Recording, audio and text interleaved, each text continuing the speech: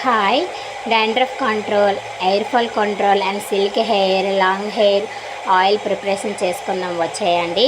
ముందుగా ఒక ప్యాన్ తీసుకొని అందులో 2 గ్లాసెస్ వాటర్ వేసుకొని మనం ఈ ఆయిల్ అనేది డబుల్ బాయిలింగ్ మెథడ్లో చేసుకుంటున్నాం కాబట్టి డైరెక్ట్గా చేయకుండా ఒక ప్యాన్లో వాటర్ వేసుకొని అది హీట్ ఎక్కిన తర్వాత అందులో ఇంకో చిన్న ప్యాన్ వేసుకుంటాం, ఒక చిన్న బౌల్ లాంటిది వేసుకుంటాం.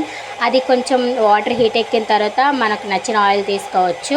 కోకోనట్ ఆయిల్, ఆల్మండ్ ఆయిల్, మీరు ఏ ఆయిల్ అయితే యూస్ చేస్తారో ఆయిల్ తీసుకొని ఆయిల్ కొంచెం లైట్గా హీట్ ఎక్కిన అనిపిస్తే అందులో మనం మందార ఫ్లవర్స్ వేసుకోవచ్చు. డ్రై ఫ్లవర్స్ అయినా పర్వాలేదు, వేసుకోవచ్చు. ఆయిల్లో అలా డిప్ చేయాలి, లైట్గా స్పూన్తో డిప్ చేసిన తర్వాత అది కొంచెం హీట్ ఎక్కినట్లు మనకు అనిపిస్తుంది. అలా కాసేపు మనం వదిలేయాలి.